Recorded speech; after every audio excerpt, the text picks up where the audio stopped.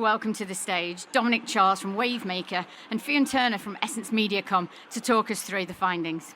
Thanks. I'm going to stand over here because I'll block all the slides out. Okay, fine. Good afternoon, everyone.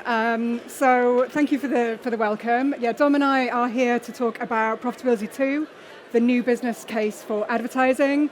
So I'm Fionn. I look after all things analytics and insight and data at EssenceMediacom. And I'm Dom. I do the same thing at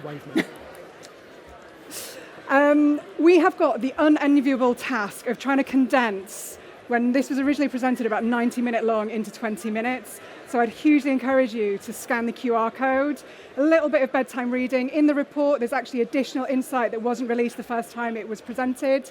So please scan the code, download the book, have a good read, ask us any questions that you might very well have. So just before we get into the learnings, just want to kind of set the scene, I guess. We set out to try and ensure that this was really representative in terms of the brands and the channels that we had. So this came together with 5 different agencies, all Group M agencies, as well as Ebiquity. We had 141 different brands, and we were really careful about curating that list of brands that included in here. So you haven't all got kind of massive, big brands. You've got a real mix of brands within there. They are all doing some kind of MMM or econometrics, because that's what fuels this analysis. We were also mindful that we wanted this to be clear of any COVID. So we're looking at spend between 2021 and 2023. We do have 14 different sectors, but for confidentiality reasons, we can dig deep into 7 sectors. So you will see some slides later on going through some of the sectors in a bit more detail. And we have 10 different media channels. And again, just a couple of definitions before we jump in. So within this study, we're looking at profit volume. So this is the incremental contribution of advertising. And we're also looking at the profit ROI, so the ratio between profit volume and advertising spend. So we're looking at the break-even point. And the final definition before we jump into the learnings is actually the window that we're looking at payback for. So we're looking at 3 different time horizons. So the immediate payback, so that's the week that the advertising goes live. The carryover, so that's from weeks 2 to 13, so that's from the decayed effect of advertising. So you might have heard people talk about the ad stock level of advertising or the decay. Add those two things together and you get the short term. So the short term is up to 13 weeks post the campaign going live. And then we have the sustained payback. So that's up to 2 years. Now that longer term effect arguably could be longer, but from our analysis, that's where we can actually measure it confidently up to is 2 years. So we're going to look at the payback based on that short-term window as well as the longer-term window. Okay, so when we look across all those brands and all those sectors, we see the short-term return coming in at £1.87. And I think that what's really important that we see through this study is that short-term payback isn't only for those kind of performance-led channels. You've actually got some really strong returns from more broadcast-led channels. Also, when you look at the longer term, that's accounting for nearly 60% of the payback. So when you add that longer term in, we're coming in at an ROI of £4.11, and that's across all sectors. So what that means is whenever we're thinking about how we should optimize what we should spend on, it's really important that we look at both time horizons, because you could be making very different decisions if you only look at one window versus the other. And we do see some nuances by channel. So the longer term multiplier is 2.2, but that is much, much higher for TV and VOD.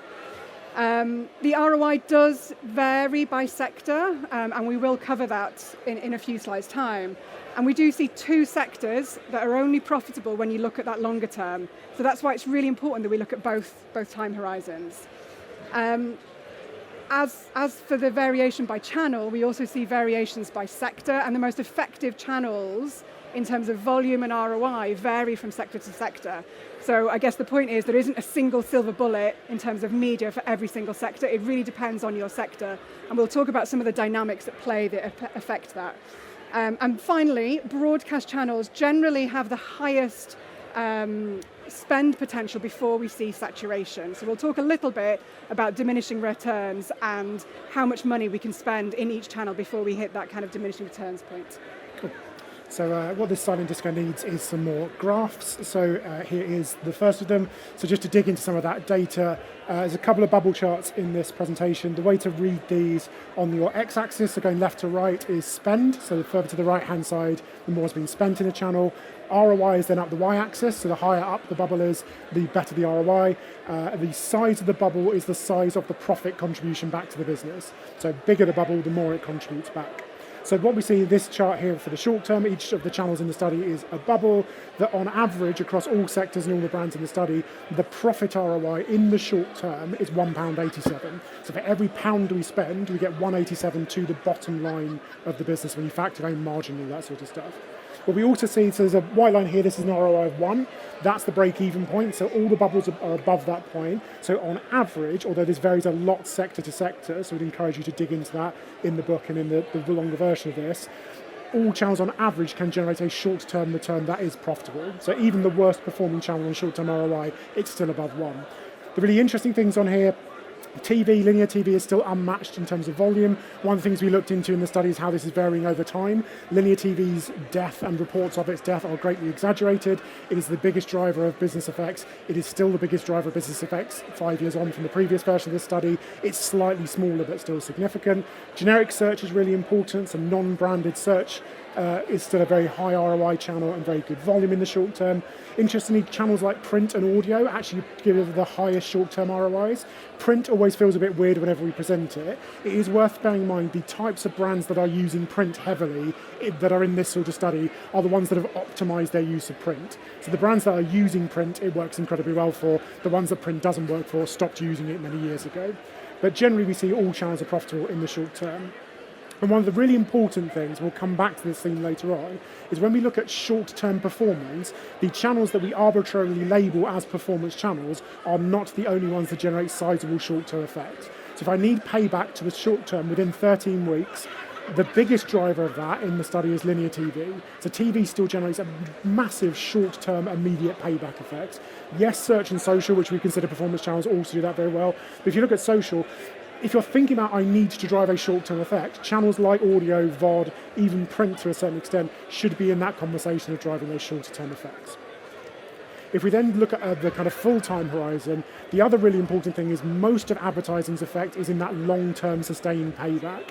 So if we look at how the payback breaks down over time, about a quarter of all of advertising's effects is within the first week. So if we put an ad live today, about a quarter of total effect happens immediately. There's another chunk, about 18%, that comes in between basically week 2 and week 13. So within 13 weeks, I get about 40% of advertising's effect. And this is a sustained effect. So nearly 60% of advertising's payback to profit, to the bottom line of businesses, is between the 14th week and 2 years. It's worth saying with the long-term effects, this doesn't mean that nothing happens between the 14th week and it all just magically appears in 2 years. It's a long-term sustained growth in the business that advertising drives through strengthening the brand. But this is a substantial component and much bigger than we anticipated it being. When you factor that into the ROI chart, so it's the same bubble chart, but I'm now looking at the full effect, it's the payback of advertising over the full 2-year period. What you see is total ROI goes up to £4.11, and you see all the bubbles have sort of moved up because they all have long-term effects. But what you can start to see is there are channels with disproportionately strong long-term effects. So when you factor in long-term sustained brand building effects, channels like TV, like audio, like VOD, disproportionately deliver that. Again, in the book, there is a breakdown of the payback by time horizon by channel. You see TV in particular is very strong at long-term paybacks, it's a very strong brand building channel. The channels like search and social, they do still have quite substantial long-term effects. They're just not as substantial as some of the other channels around them. So they disproportionately deliver in the short term. But again, it's a really positive story that the full effect of advertising is for every pound we are spending, £4.11 drops to the bottom line of our clients' businesses. We can look at those long-term multipliers by channel. So this is the ratio between short-term effect and long-term effect. So the way to read this is, if you've got a multiplier of 1.5, that means the total payback of the channel over the 2 years is 1.5 times the short-term payback. So if I get £1 in the first 13 weeks, I get another 50p over the next 2 years in search. At the other extreme, TV delivers a multiplier of about 3 and a bit. I can't remember what the bit is, 3.3. Which is much more substantial. The average is about 2.2. What's really important though is, it's probably not a surprise to people, right, that we're saying that we see in this study that channels like TV generate big long-term effects. What's probably more surprising is actually even channels like search, which you wouldn't anticipate generating long-term sustained brand building effects, it does do that. Not to the same extent as a channel like TV or VOD, but if you take something like social, which again we would consider a performance channel in a lot of discussions, has a multiplier of 2.0, just slightly off the average, but basically means for every pound that social generates in the short term, it generates another one in the long term. And actually a lot, when we've showed this study to Meta in the past, that's one of the really interesting things about social is we talk a lot about the pigeonholing of TV and VOD and channels like that as they can't do short-term effects. Actually, equally channels like search, social, display can do those long-term effects as well. Just to give you an idea of scale, when you factor in all the 3 different time horizons, the one thing that does come through is from a pure volume perspective, if I need a big effect over the long term, TV is unmatched at doing that. It's kind of about 3 times larger than the next largest channel. And then again, what you start to get to is actually that next group of 5 channels, kind of search down to print, they're all sort of much of a muchness in terms of their levels of payback. So again, that framing of thinking about channels as doing only the short-term effect or only the long-term effect really misses the point that the total net effect of some of these channels, regardless of what we choose to label them as, is actually really significant. But for all the reports of TV's death, linear TV is still unmatched as a volume-driving channel. So we're going to look at the payback by sector. So on the far right-hand side here are the ROIs that Dom and I have already talked about. So £1.87 from a short-term return and £4.11 from a longer term. I think you can see here all the sectors that we have. So the 7 sectors that we have. So we have retail split into 2 sectors, so small and large. So that's defined by small retailers up to £1 billion revenue. What you can see here, I think the key thing out of this chart is that there's only 2 sectors that don't pay back in the short term, and therefore it's super important that we also look at the longer term, particularly for advertising payback for those sectors. And that dynamic is really played out by 2 key elements. So if you think about it, you have to shift an awful lot of cans of drink versus cars. So if you're an FMCG brand versus an automotive car, and also your channel effectiveness within your category will play effect. What this chart is highlighting, again, I would scan the QR code if you haven't done already, but essentially this patchwork of colours. I think what we're seeing here is on the top chart is your ROI index versus your sector average by channel. And then at the bottom, we've got the sector profit contribution. And this is short term only. Again, in the book and in the report, there is the other time horizons that we would like to look at. I think what the colours on this chart really highlight is the fact that it isn't a single silver bullet. I think you could broadly say that TV is probably the largest volume driver for most sectors, but there are some key dynamics that are really, really different, and therefore your decisions that you need to make as a business, depending on your sector, will really vary based on who you are and what you're trying to achieve, whether that's short-term or long-term. Now, I'm probably teaching you here something you already know. So the blue line is profit volume, and the yellow line is profit ROI. And as you spend more, you get more, right? So up to a point though. So as you spend more, your return from advertising increases. But at some point, you hit diminishing returns. And there's a bit of a payback or a trade-off, I guess, that we have to lean into here. So you could generate a really strong ROI at much lower scale, or you could have a lower ROI at much bigger scale. And that's the trade-off in terms of the decision that we have to make here. Your diminishing returns by channel and by sector will differ. I'm only going to talk about the average across all of the brands here. So what you can see here is the weekly spend in terms of diminishing returns by channel. And you can see the scalability and diminishing returns hugely varies channel to channel. I think it's quite hard maybe to see on this chart, but when you zoom in at the bottom, there's a lot of interplay between those channels. So it isn't kind of that one channel wins all the time. There are nuances within that. But broadly, what we see is that TV hits saturation at a higher spend level, so nearly 3 times the equivalent of the next largest channel. So the broadcast channels really are generally have the highest spend potential than any other channel before we hit saturation. Cool. So that's a whistle-stop tour of the data. There are cuts of that data. If you love a bubble chart, there are hundreds of them all cut by sector and all that stuff in the main book. But what we want to quickly summarise, also quickly talk about, is what do we think does all this mean? What does the study mean? They keep letting me make this point, so I will make it until I'm dead in my grave. This is the most unhelpful bit of language in our industry, right? Defining media channel selection into 2 arbitrary camps, not based on the performance that they drive, is a really unhelpful framing, because as we've shown you, all channels generate performance effects, all channels generate you brand effects. So structuring your channel mix in that way is really problematic. But also when you start talking in those terms, it starts to make it really difficult to sell in the case for advertising, because performance feels commercial, it feels measurable, it feels like I'm going to get bottom line impact, it's already great. Brand starts to feel theoretical, the paybacks are distant, you're talking to me about like consideration, how does that turn into bottom line impact? And then we wonder why you get stuck in businesses only signing off on the stuff at the top that we've arbitrarily labelled as the stuff that does good stuff. This would be fine if it was reflected in actual performance of media data, but it's not, as this study shows.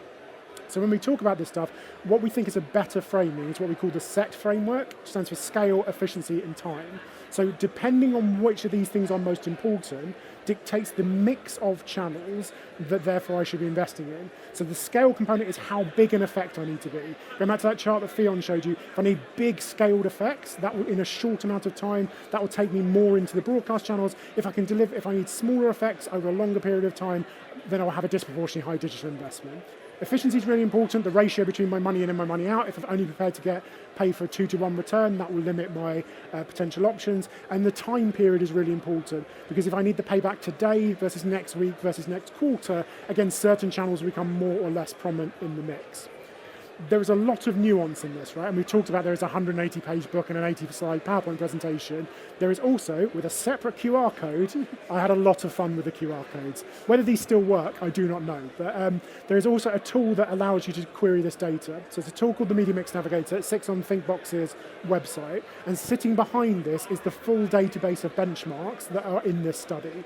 And what you can do with this tool is select a scenario based on your business and its criteria, and it will then tell you what the optimal mix looks like, what the right mix of channels is, what the expected ROI is, how that will pay back in the short term versus over the long term. And what this is really powerful to do is, there are probably people in this room going, yeah, but what does it mean for my brand, because I'm a small FMCG who sells everything online as a startup and I'm spending £1 million a year. You put those parameters into this, it will tell you what the benchmarks tell you about your brand specifically, and you can then obviously start doing things like comparing the benchmark ROIs to what you're seeing in your own studies. This is a really good thing for starting with impossible questions. So if you've just got like a how much should I spend to do this sort of question, this is a really good starting point for that. It's also just useful context stuff to understand how does a typical brand in my condition behave, where can I be investing, all that sort of stuff. So I would encourage you to have a look at this tool. It's really powerful, it's really simple to use, it works really well. We still can't remember why we decided to give it away to the industry for free, but we have, so here it is. So that has been a whistle-stop tour of Profitability 2. Nice to end on a really uninspiring chart with some QR codes. The top one, as we said at the start, that takes you to the book, which is the 180-page, fully written thing, lots of analysis of individual sectors, individual channels. There is also a link in the same one at the top. If you click around a bit, you can also get the slide deck, which has all the slides that are in here and the 70 that aren't. So if you want the bubble charts by sector, they're in there. The tool is at the link at the bottom. As I say, that's the best way to make this stuff actionable. We can only show you so much in a presentation like this, but the tool is really powerful for then, what does this stuff mean for my brand? I think with 30 seconds to spare, we have concluded. Thank you all for your time.